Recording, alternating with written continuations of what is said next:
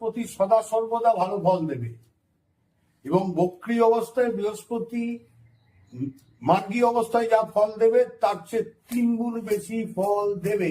এবছর 2026-এ বৃহস্পতি অতিচারী, এবং অতিচারী অবস্থায় বৃহস্পতি 1 বছরের ফল 5 মাসে দেবে।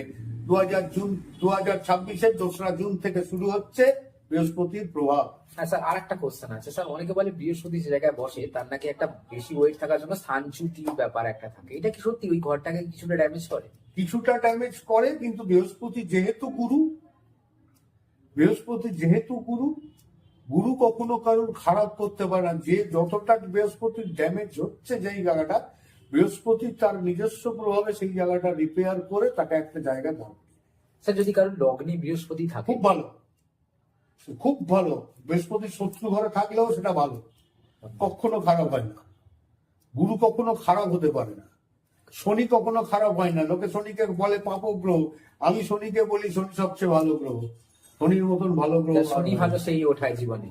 শনি হচ্ছে মানুষের জীবনকে তৈরি করে, স্যার বলে যে মুচড়ে তৈরি করে। বৃহস্পতি একটা নৈসর্গিক প্ল্যানেট, সে জীবনে চরম সাফল্য দেয় না, দেয় শনি দেয়। শনি দেবে।